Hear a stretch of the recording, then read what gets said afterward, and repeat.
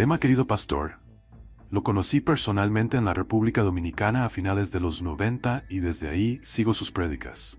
Bendiciones. Es verdad que cada paso es importante, pero cada paso lo conducía a un hecho mucho más relevante. En este caso, la muerte y la resurrección son los eventos de alta importancia en el ministerio de Cristo para la redención. Pastor, ¿qué relación tiene la nueva computadora cuántica que acaba de anunciar Google con los eventos de los últimos días? Es muy importante para nosotros recordar esto con que comenzamos este tema hoy, porque no solamente en nuestras vidas tenemos eventos positivos, sino que tenemos tribulaciones, dificultades, problemas. No parecen tener razón ni sentido muchas cosas que nos ocurren. ¿Será que podemos de todas maneras darle gracias a Dios y alabarlo en esas ocasiones donde todo aparentemente no sale bien? Deberíamos hacerlo. Al transpirar los eventos de nuestra vida, a veces los que aman a Dios no pueden entender lo que les está ocurriendo. Sus vidas toman lo que parece ser calles ciegas, desvíos y trastornos. Pero hay muy de cierto en el dicho: todo lo que termina bien, está bien. Elena White escribió sobre cómo las dificultades y los trastornos de la vida obran para bien de los que aman a Dios y cumplen con su propósito.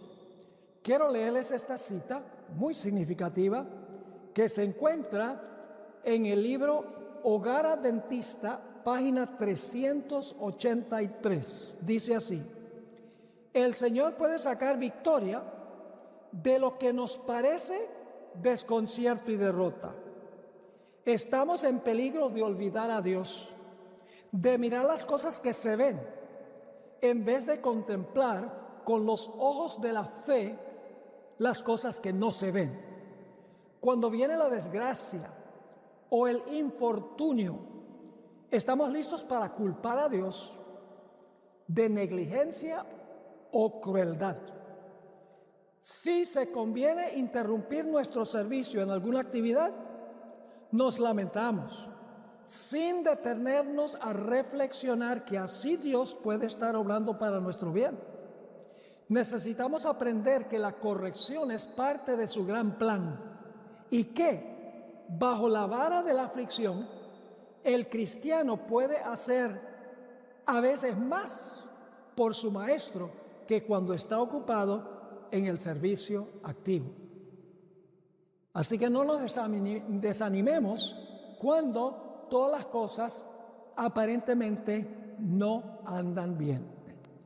Ahora, en nuestro tema de hoy, quiero que dediquemos un poco de tiempo a la vida de un individuo que ilustra la necesidad de dar gracias a Dios aún en las circunstancias difíciles, y cómo esas circunstancias difíciles siempre resultan para bien a aquellas personas que aman al Señor. La vida de Juan el Bautista ilustra a vivo color el versículo que leímos de Romanos, el capítulo 8 y el versículo 28. Y también ilustra a vivo color la cita que leímos del Espíritu de Profecía en el Hogar Adventista, página 383. Así que repasemos algunos puntales de la vida de Juan el Bautista.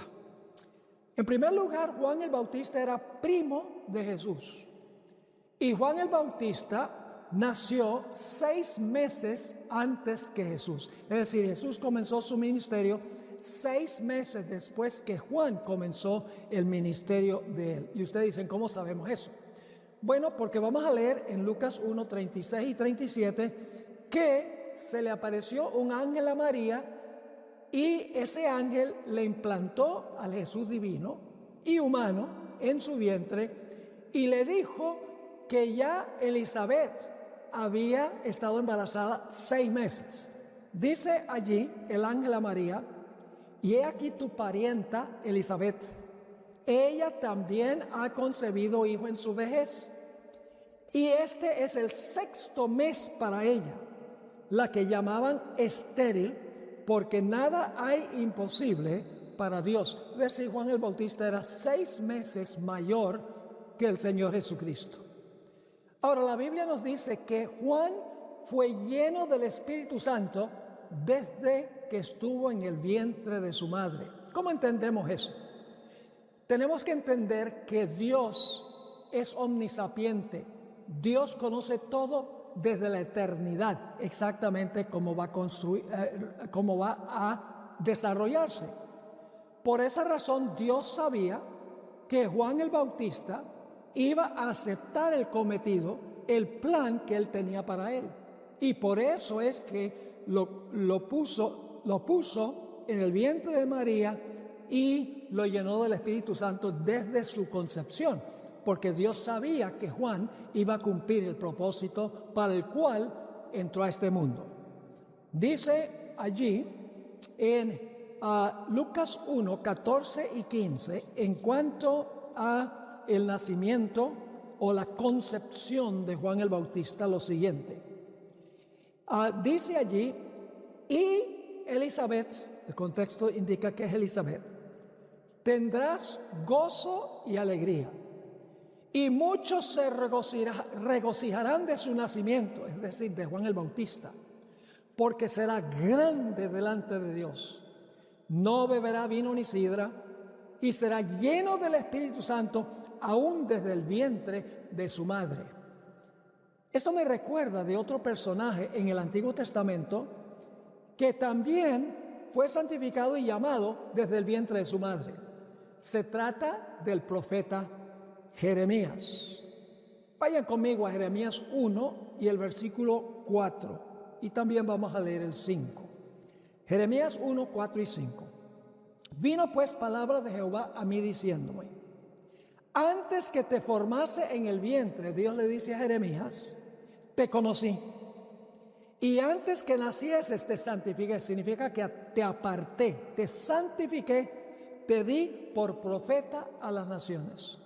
Dios tenía un plan para Jeremías, que fuera su profeta. Y Dios sabía que él iba a aceptar el cometido de ser profeta a pesar de las dificultades que tuvo. Es decir, Juan el Bautista recibió el Espíritu Santo desde el vientre de su madre, porque Dios sabía que él iba a cumplir su plan, que él iba a escoger cumplir su plan. Dios no lo escogió arbitrariamente, le dijo, tú tienes que ser el precursor del Mesías. No. Dios sabía que él iba a aceptar el cometido. Ahora, ¿cuál era la misión específica de Juan? ¿Cuál era el propósito por el cual Dios llamó a Juan? La respuesta está en Lucas 1, 16 y 17. Lucas 1, 16 y 17. Dice aquí lo siguiente: y Juan hará que muchos de los hijos de Israel se conviertan al Señor de ellos, al Señor Dios de ellos. E irá Juan delante de él, es decir, delante de Jesús, con el espíritu y el poder de Elías, para hacer volver los corazones de los padres a los hijos y de los rebeldes a la prudencia de los justos, para preparar al Señor un pueblo bien dispuesto. Es decir, Dios llamó a Juan. Tenía un propósito para Juan, y era que Juan preparara el camino para la llegada del Mesías, preparar al pueblo para recibir al Mesías.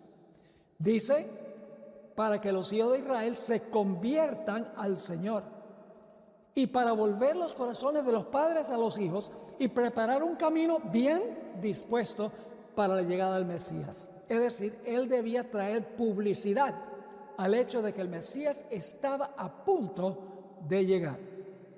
Jesús dijo algo muy interesante en cuanto a Juan el Bautista. Dijo que no ha nacido nadie de mujer que sea mayor que Juan el Bautista. Vamos a leerlo en Mateo 11 y el versículo 11. Dice aquí: de cierto os digo, entre los que nacen de mujer no se ha levantado otro mayor que Juan el Bautista.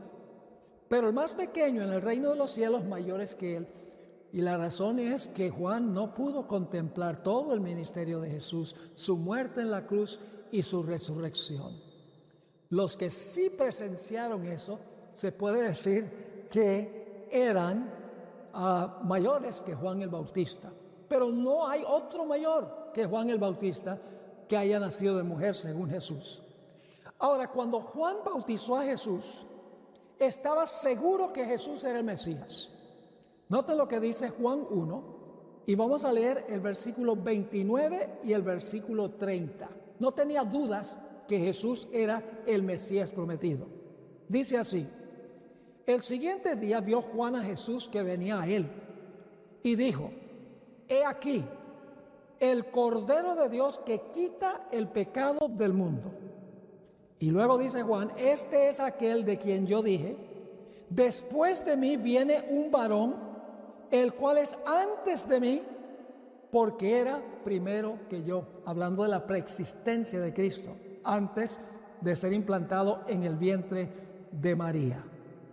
Así que él no albergaba dudas de que Jesús era el Mesías prometido y que él debía preparar el camino para ese Mesías.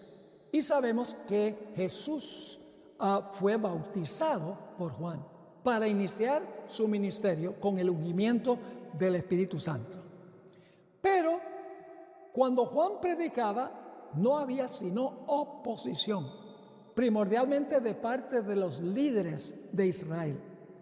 Ellos lo aborrecían, inclusive lo acusaban de tener un demonio. La vida de Juan fue muy difícil. Vivía en el desierto, comía comidas que daba el desierto. Los líderes religiosos, en vez de aceptar su mensaje y prepararse para recibir al Mesías, lo aborrecían. Claro, los fariseos y saduceos no les gustaba que Juan se refiriera a ellos como generación de víboras. De hecho, la misión de Juan era traer un reavivamiento a Israel, pero según parecía, el propósito o el plan por el cual lo llamó Dios no estaba cumpliéndose, estaba fracasando en su misión. Note lo que dice Mateo 17, 12 y 13. Mas os digo, aquí Jesús está hablando a los discípulos, mas os digo que Elías ya vino y no le conocieron, quiere decir que no lo aceptaron, no lo conocieron, sino que hicieron con él todo lo que quisieron. Y luego dice Jesús: van a hacer lo mismo conmigo. Así también el Hijo del Hombre padecerá de ellos. Entonces los discípulos comprendieron que les había hablado ¿de quién? Les había hablado de Juan el Bautista. El ministerio de Juan el Bautista duró solamente algo más que un año.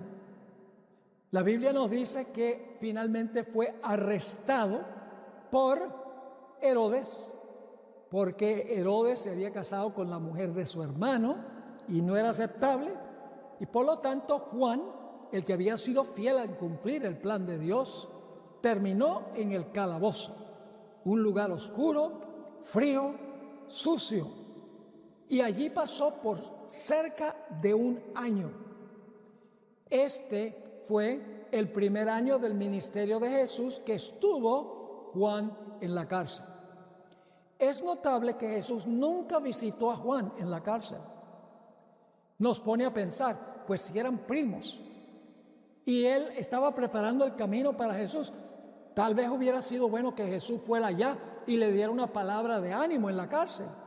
Pero Jesús no podía poner en peligro su ministerio yendo allá para ver a Juan, porque podían arrestarlo a él. El padre le dijo: no vayas allá, no es el plan ahora. Así que como estaba allí en el calabozo Juan el Bautista, Jesús no lo visitó, estaba desanimado y apesadumbrado. Y empezó a pensar, tal vez Jesús no es el Mesías. Empezó a tener dudas. Y por lo tanto, le pidió a 2 de sus discípulos que fueran a preguntarle a Jesús si él era el Cristo, si él era el Mesías o si era necesario esperar a otro. El asunto es que Juan creía que el Mesías iba a venir para tomar el trono de Jerusalén. Después que el pueblo estaba santificado, después que el pueblo se había entregado al Señor, entonces Jesús iba a establecer, sí, su reino temporal allí en Jerusalén, pero con un pueblo justo y un pueblo santo. Eso creía Juan. Pero Jesús no cuadraba con el Mesías que él esperaba. Y por lo tanto mandó a estos dos discípulos. Vamos a leer en cuanto a eso en Mateo 11, versículo 12 al 6. Y al oír Juan en la cárcel los hechos de Cristo, le envió dos de sus discípulos para preguntarle: ¿eres tú aquel que había de venir o esperaremos a otro? Interesante, él había dicho: he aquí el Cordero de Dios, y ahora está diciendo: ¿eres tú el Mesías o hemos de esperar a otro? Sigue diciendo: respondiendo Jesús les dijo: id y haced saber a Juan las cosas que oís y veis.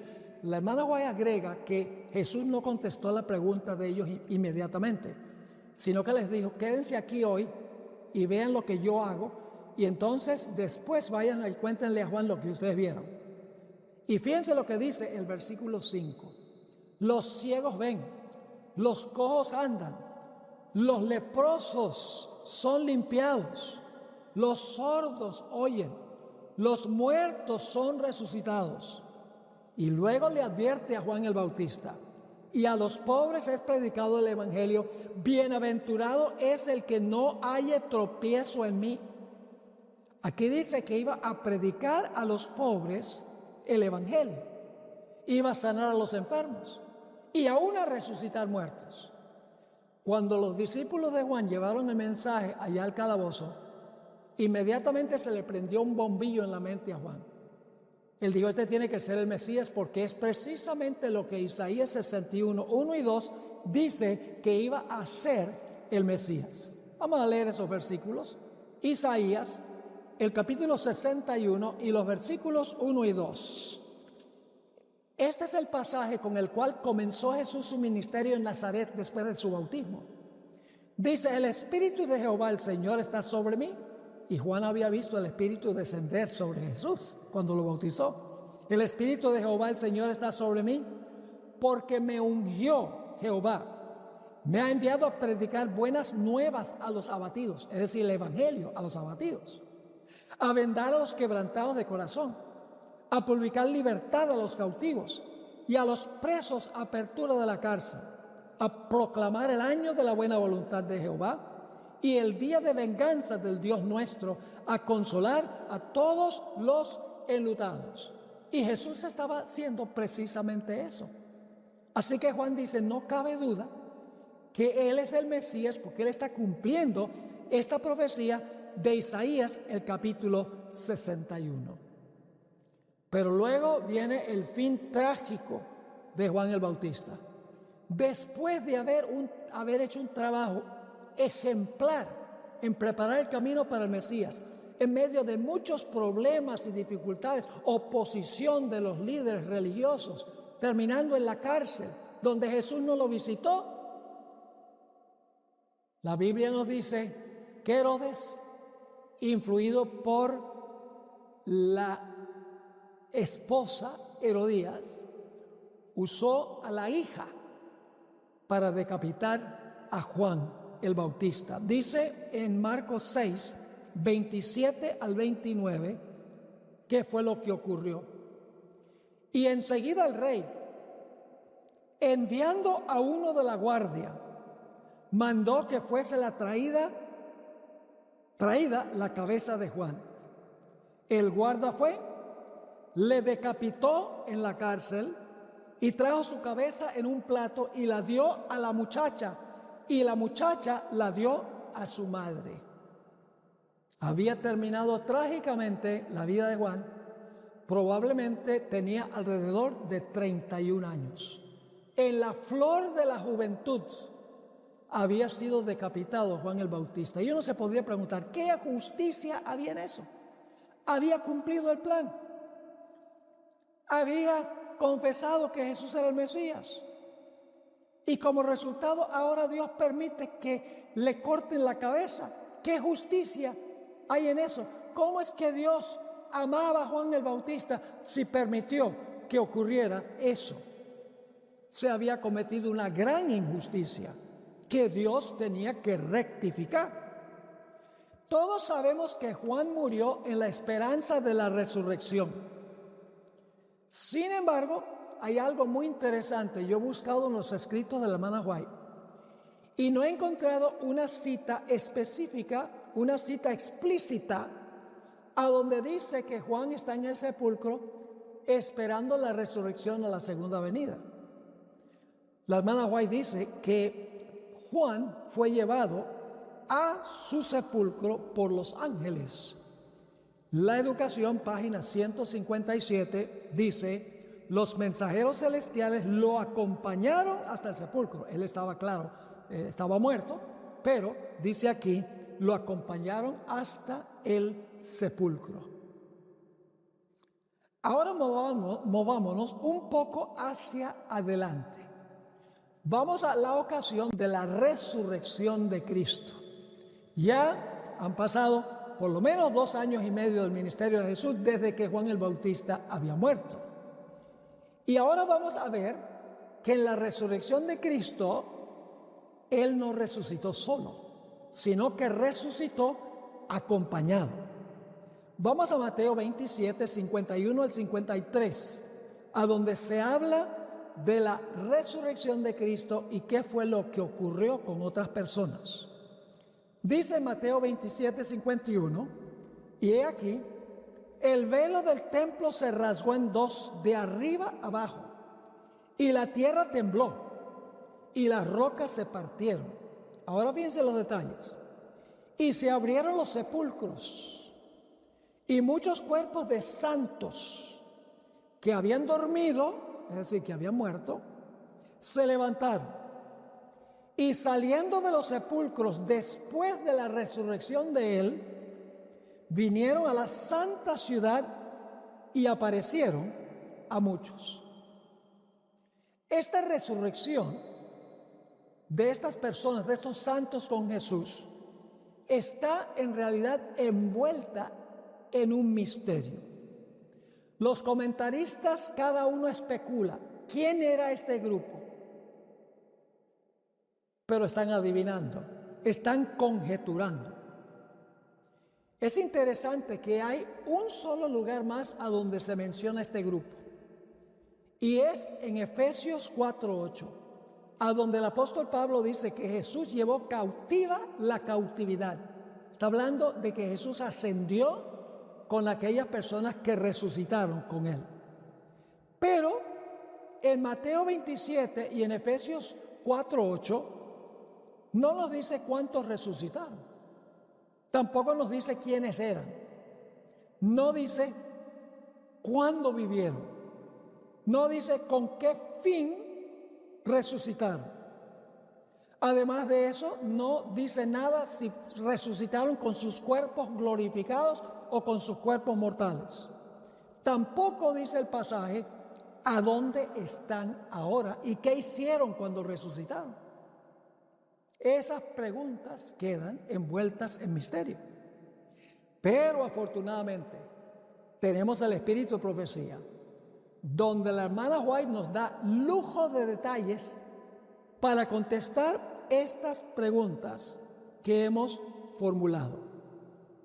Quiero leerles la primera cita del espíritu de profecía, a donde Elena White describe algunos detalles en cuanto a este grupo.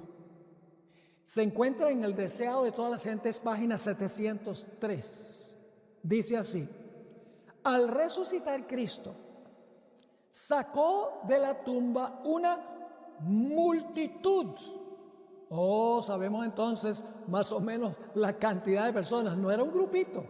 Dice, sacó de la tumba una multitud de cautivos. El terremoto ocurrido en ocasión de su muerte había abierto sus tumbas. Y cuando Él resucitó, salieron con Él. Eran aquellos, fíjense, ¿quiénes eran? Eran aquellos que habían sido colaboradores con Dios y que a costa de su vida, es decir, eran mártires, a costa de su vida, ahora no olviden esta frase que voy a usar, a costa de su vida habían dado testimonio de la verdad. Recuerden eso, habían dado testimonio de la verdad. Y luego dice, ahora iban a ser testigos de aquel que los había resucitado. Varios detalles interesantes aquí. Era una multitud que estaban cautivos en el sepulcro. Salieron con él cuando él resucitó. Habían sido colaboradores con Dios y habían sufrido el martirio a costa de su vida. Y habían dado testimonio de la verdad. Esa expresión es muy importante. Y cuando resucitaron, llegaron a ser testigos de la resurrección de Cristo y anunciaron en la ciudad de Jerusalén la resurrección de Jesús. Ahora quiero que vayamos a Juan 5, 31 al 33, a donde se usa esa expresión, habían dado testimonio de la verdad los que resucitaron. Juan 5, 31 al 33, Jesús está hablando de Juan el Bautista. Y fíjense lo que dice. Dice Jesús, si yo doy testimonio acerca de mí mismo, mi testimonio no es verdadero. Otro es el que da testimonio acerca de mí, y sé que el testimonio que da de mí es verdadero. Vosotros enviasteis mensajeros a Juan, y ahora escuchen esto, y él dio testimonio de la verdad. Qué interesante. La hermana White en la cita del deseado, página 703, había dicho que los que resucitaron con Jesús habían dado testimonio de la verdad, y ahora aparece en Juan 5 la misma versión, que Juan dio testimonio de la verdad. ¿Será que Juan el Bautista estaba en ese grupo de mártires? Formulo la pregunta por ahora. No hay ciencia cierta, pero esta expresión usada con Juan y con los que resucitaron nos hace tal vez pensar en esa posibilidad. Quiero leerles otra cita donde la hermana White da detalles adicionales sobre este grupo, detalles muy importantes. En Primeros Escritos, página 184, ella escribió: aquellos favorecidos santos salieron glorificados, no volvieron a morir.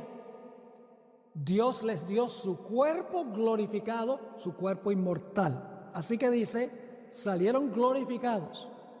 Eran santos escogidos de todas las épocas, desde la creación hasta los días de Cristo. Un detalle muy importante. Desde la creación hasta la época de Cristo, y eran mártires. No olviden eso.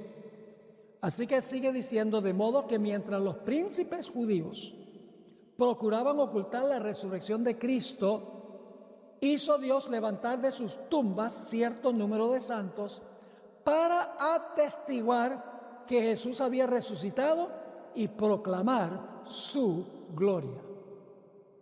Y la hermana White agrega en esa página, los que salieron de los sepulcros cuando resucitó Jesús se aparecieron a muchos, diciéndoles que ya estaba cumplido el sacrificio por el hombre, que Jesús, a quien los judíos crucificaron, había resucitado de entre los muertos, y en comprobación de sus palabras declaraban, nosotros fuimos resucitados con él.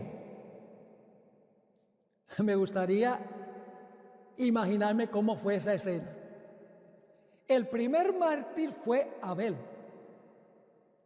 Y sabemos por el testimonio del Espíritu de Profecía que los hombres en la época de la creación eran mucho más altos en estatura que los seres humanos en la época de Cristo y en la época nuestra. La hermana White dice que los hombres en la época de Adán eran más que el doble de altos en estatura que los hombres que viven sobre la tierra hoy. Ahora repasemos las características que hemos repasado en estas citas de la Biblia y también del espíritu de profecía. Pueden imaginarse cómo fue a Abel, quien estaba indudablemente era alto, porque estaba al principio de la historia de la raza humana. Tal vez tenía el doble de lo que tengo yo. Yo mido 6 pies. La hermana White dice que medía más que 12 pies. Es decir, ustedes ponen uno como yo encima mío y esa era la altura de Abel. Imagínense Abel presentándose a los que están en la ciudad y diciendo: yo soy Abel, el mártir.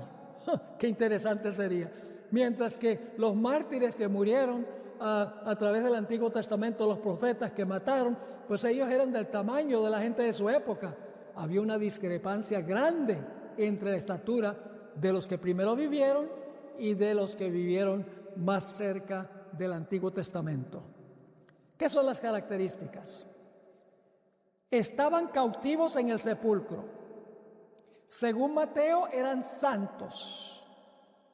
No eran pocos, sino una multitud. Salieron del sepulcro cuando Jesús resucitó. Recibieron sus cuerpos glorificados cuando resucitaron, no volvieron a morir. Vivieron desde la creación hasta la época que estuvo Cristo en la tierra. Fueron mártires por dar testimonio de la verdad. Entraron a la ciudad de Jerusalén y anunciaron que Jesús había resucitado de los muertos y que ellos eran la prueba de que Jesús había resucitado. Según Efesios 4:8, ascendieron con Jesús al cielo 40 días después de la resurrección. Posiblemente Juan el Bautista, quien dio testimonio de la verdad, como dice la hermana White, que los que murieron como mártires habían hecho, posiblemente, no digo terminantemente, pero posiblemente Juan el Bautista estuvo en ese grupo, lo cual significa que no durmió por largo tiempo en el sepulcro. Posiblemente durmió por 2 años y medio, porque había pasado en la cárcel 1 año, mientras que Jesús estaba ministrando. Ahora, hablemos un poquito de la característica que da la hermana White, donde dice que ese grupo eran mártires de todas las épocas, comenzando con la creación y terminando con un mártir en la época que estuvo Jesús en esta tierra. Vamos a leer Mateo 23, 34 y 35. Mateo 23, 34 y 35, a donde Jesús da un parámetro muy interesante de los mártires, cuándo comenzaron los martirios y cuándo terminaron los martirios en el Antiguo Testamento, desde la creación hasta antes de que terminara el Antiguo Testamento, más bien.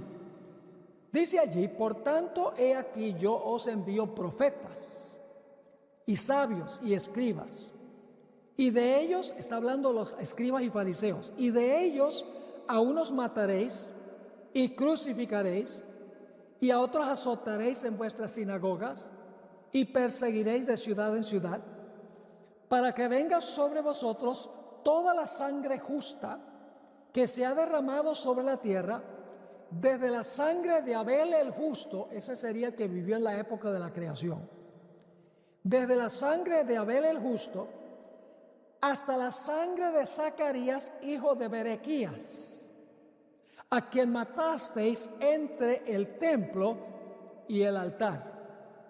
Génesis 4:8 describe el martirio de Abel. Dice: y dijo Caín a su hermano Abel, salgamos al campo. Y aconteció que estando ellos en el campo, Caín se levantó contra su hermano Abel y lo mató, porque Abel ofreció mejor sacrificio, el sacrificio que anunciaba la venida del Mesías. Abel dio testimonio de la verdad. Ahora, ¿qué de este que termina el grupo del cual menciona Jesús aquí en Lucas 23? Dice: la sangre justa que se ha derramado sobre la tierra, desde la sangre de Abel el justo, esa sería en la época de la creación, hasta la sangre de Zacarías, hijo de Berequías, a quien matasteis entre el templo y el altar. Bueno, quiero decirles que Zacarías, hijo de Berequías, se menciona ya en el libro de Zacarías, el último libro del Antiguo Testamento. Zacarías y luego Malaquías, entre los 2 últimos libros del Antiguo Testamento.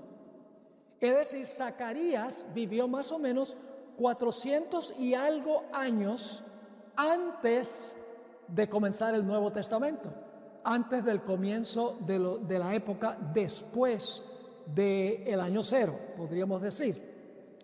Ahora, fíjense que este individuo se menciona en el libro de Zacarías. Vamos a leer Zacarías, el capítulo 1, y vamos a leer los versículos 1 hasta el versículo 4. Dice: en el 8º mes del año segundo de Darío, vino palabra de Jehová al profeta Zacarías, hijo de Berequías, hijo de Ido, diciendo: se enojó contra Jehová en gran manera contra vuestros padres. Diles pues, está dando un mensaje a Israel: así ha dicho Jehová de los ejércitos, volveos a mí, dice Jehová de los ejércitos, y yo me volveré a vosotros. Ha dicho Jehová de los ejércitos: no seáis como vuestros padres, a los cuales clamaron los primeros profetas diciendo: así ha dicho Jehová de los ejércitos, volveos ahora de vuestros malos caminos y de vuestras malas obras, y no atendieron ni me escucharon, dice Jehová. Es decir, Zacarías está reprendiendo al pueblo, porque el pueblo no está obedeciendo a Dios. Y ustedes saben lo que hacían con los profetas que le hablaban al pueblo de una forma directa y clara. Muchos de ellos terminaban siendo mártires. Ahora, el Antiguo Testamento no dice que Zacarías, hijo de Berequías, sufrió martirio, pero no tiene que decirlo el Antiguo Testamento, porque Jesús sí lo dijo. Jesús dijo en Lucas, Mateo capítulo 23, 34 y 35, el Señor Jesucristo habló del martirio de Zacarías, hijo de Berequías. Y el hecho de que él impartió este mensaje fuerte contra Israel parece indicar que en realidad lo martirizaron por dar un mensaje que no le gustó al pueblo. Ahora vamos a hablar un poquito de la estatura de aquellos que resucitaron con Jesús y la estatura que tenían los seres humanos al comienzo de la historia. Vamos a notar, en primer lugar, Primeros Escritos, página 184. La hermana hoy dice, en cuanto a esos que resucitaron con Jesús, los resucitados diferían en estatura y aspecto, pues unos tenían un semblante más noble que los otros.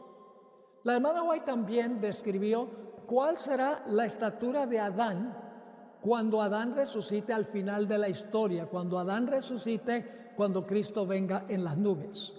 Conflicto de los Siglos, página 627, ella escribió que todos los redimidos salen de sus tumbas de igual estatura que cuando en ellas fueron depositados. Adán, que se encuentra entre la multitud resucitada, es de soberbia altura y formas majestuosas, de estatura poco inferior a la del Hijo de Dios. Presenta un contraste notable con los hombres de las generaciones posteriores. En este respecto se nota la gran degradación de la raza humana, pero todos se levantan con la lozanía y el vigor de eterna juventud. Es decir, todos van a resucitar del mismo tamaño que fueron al sepulcro. Y entonces ustedes estarán pensando, bueno, Pastor Bor, entonces en el cielo algunos van a ser altos como lo fue Adán y otros van a ser pequeños. La buena nueva es que todos vamos a crecer a la altura de la raza original. La hermana White dice en esa misma página, Conflicto de los Siglos, página 627, hablando de los que resucitan y van a la Nueva Jerusalén. Allá hay un árbol, se conoce como el árbol de la vida, produce su fruto cada mes. Y la sierva de Dios dice que participando del árbol, crecerán hasta alcanzar la altura de la raza original. Dice así: restaurados en su derecho al árbol de la vida, en el desde tanto tiempo perdido Edén, los redimidos crecerán hasta alcanzar la estatura perfecta de la raza humana en su gloria primitiva. Ahora volvamos a Juan el Bautista. No puedo decir categóricamente que Juan el Bautista resucitó con ese grupo cuando salió Jesús del sepulcro. Pero nos tienta mucho pensar que así fue. Y ustedes dicen, ¿por qué? Porque después que Jesús mencionó a Abel y Zacarías, hijo de Berequías, no se menciona durante el tiempo que Jesús estuvo en la tierra, porque recuerden que la cita de la hermana White dice, desde la creación hasta cuando estuvo Cristo aquí, eran mártires. Pero el Nuevo Testamento, durante el ministerio de Jesús, no menciona sino un solo mártir. Y ese mártir es Juan el Bautista. Y no solo eso, sino que dio testimonio de la verdad. Como la hermana White dice que ese grupo que resucitó había dado testimonio de la verdad. Es posible que Juan el Bautista hubiese estado en ese grupo. Ahora, ¿cuál fue el galardón entonces de Juan, o cuál será el galardón de Juan? Bueno, ustedes saben, la resurrección de los muertos. Si ya ocurrió, ya está en la gloria. Si no ha ocurrido, lo estará cuando Jesús regrese en poder y gloria. Yo les pregunto, ¿creen ustedes que Juan el Bautista, cuando llegue al cielo o cuando llegó al cielo, puede ahora mirar hacia atrás a su ministerio y lo que ocurrió y puede decir, oye, valió la pena lo que yo hice, valió la pena cumplir el propósito de Dios? Quiero leerles esta cita del Espíritu Profecía, muy interesante. Se encuentra en el libro Deseado de todas las gentes. Dice lo siguiente: gozosamente habría ido el Salvador a Juan para alegrar la lobreguez de la mazmorra con su presencia. Es decir, Jesús hubiera anhelado ir allá al calabozo donde estaba Juan para consolarlo y animarlo, porque estaba solo, en un lugar donde él probablemente sabía que en algún momento iba a ser martirizado. Pero Jesús no fue. Y la razón por la cual no fue es porque hubiera puesto en peligro su propio ministerio, porque tal vez él hubiera sido arrestado también. Jesús, cada acción hacía lo que le indicaba a su padre, y su padre le indicó: no vayas allá, no está conforme a mi plan. Así que sigue esta cita diciendo: pero no debía Jesús colocarse en las manos de sus enemigos, ni hacer peligrar su propia misión. Gustosamente habría librado a su siervo fiel, pero por causa, ahora viene la razón, miles van a salvarse como resultado del testimonio de Juan. Dice: pero por causa de los millares que en años ulteriores debían pasar de la cárcel a la muerte, Juan había de beber la copa del martirio. Mientras los discípulos de Jesús languideciesen en solitarias celdas o pereciesen por la espada, el potro o la hoguera, como pasó en la Edad Media, dicho sea de paso, aparentemente abandonados de Dios y de los hombres, ¿qué apoyo iba a ser para su corazón el pensamiento de que Juan el Bautista, cuya fidelidad Cristo mismo había testiguado, había experimentado algo similar? ¿Creen ustedes que Juan el Bautista, mirando hacia atrás, ya sea si resucitó con ese grupo o si resucita la segunda venida, creen que él va a mirar hacia atrás y contemplar los millares que fueron animados en el momento de su martirio y decir: Señor, valió la pena como tú lo hiciste? Si no hubiera sido por yo cumplir el plan, probablemente ninguno de esos estaría aquí en el reino. Así que Juan el Bautista, mirando hacia atrás, indudablemente se daría cuenta del beneficio de haber pasado por esa experiencia para la salvación de muchas personas. No hay mal que por bien no venga. Ustedes conocen el dicho. Así que es una cosa pasar por la tribulación y no entender, y otra cosa, cuando lleguemos al reino, mirar hacia atrás y decir, lo que yo no sabía, ahora sí lo sé. Gracias, Señor, por hacerlo a tu manera y no a mi manera. Vuelvo otra vez al texto. A los que a Dios aman, todas las cosas les ayudan a bien. Y luego dice, a los que conforme a su propósito son llamados. Es decir, los que cumplen con su propósito. No nos quejemos cuando vienen tribulaciones y dificultades. Demos gracias a Dios. No solo cuando lleguemos allá, sino aquí. El apóstol Pablo dice, debemos darle siempre gracias a Dios en todo. Y en esta época, cuando se celebró Thanksgiving hace un par de días, tuvimos la oportunidad de darle gracias a Dios. Lamentablemente muchas personas, para ellos el Thanksgiving es comer pavo y descansar y no tener que ir al trabajo, pero Thanksgiving nos recuerda que debemos siempre y por todas las cosas darle gracias a nuestro Dios. Una vez yo pastoreé una iglesia en el estado de Wyoming después de enseñar teología en Colombia, una iglesia pequeña. Primer sábado había 35 personas allí, muchos miembros en la ciudad que no asistían porque la iglesia había estado sin pastor por una buena cantidad de tiempo, y me propuse desde un comienzo visitar todos los miembros que estaban en los libros y que no estaban asistiendo a la iglesia. Eran muchísimos, eran más de 100 que estaban en los libros que no estaban asistiendo a la iglesia. Recuerdo que visité a una señora. Esa señora era un poco directa en su forma de hablar. Me senté, dialogamos un poco y le dije, mire, me doy cuenta que usted está en el libro de la iglesia, pero en el tiempo que llevo aquí, un par de meses, no la he visto en la iglesia. ¿Por qué? Y me contó una historia. Me dijo, porque yo creo que Dios es injusto. Bueno, no di una expresión de sorpresa ni de disgusto, pero me sorprendí por dentro. Y le dije, ¿pero por qué cree que Dios que Dios es injusto? Le dijo, porque yo fui a la iglesia un día en el culto de la puesta del sol el sábado, y mostraron una película, la película del martirio de Juan Hus.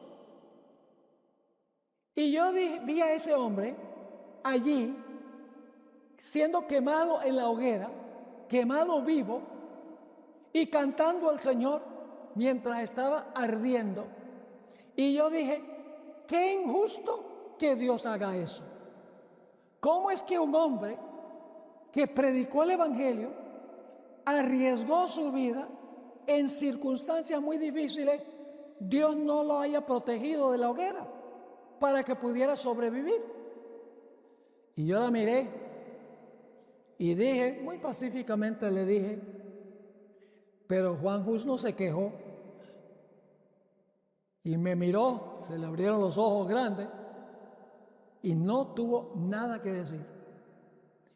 ¿Quién sabe cuántos estarán en el reino como resultado del testimonio de Juan Hus? Indudablemente algunos de los que estaban presentes allí, al ver que él cantaba mientras su carne ardía, mientras se estaba quemando vivo, dijeron, esa fe de ese hombre vale la pena, porque si está dispuesto de morir por esa fe, vale la pena esa fe. Indudablemente hubo muchos conversos como el resultado del martirio de Juan Hus. Y él no se quejó. Él sabía que Dios tenía un plan. Y cuando resucite al final de la historia y mire hacia atrás, lo que posiblemente no entendía cuando se estaba quemando, él dice, cuando vea todos los redimidos que están allí por su testimonio, va a decir, Señor, gracias por haberlo hecho a tu manera, porque por mi testimonio muchas personas fueron animadas y se salvaron. Y lo mismo podemos decir de Juan el Bautista. Así que al concluir este tema, mis queridos hermanos y amigos, no nos quejemos. Demos gracias a Dios por todo lo que nos viene, porque Dios sabe mejor que nosotros. Lo que no podemos entender nosotros ahora, lo entenderemos algún día. Así que nuestra acción de gracias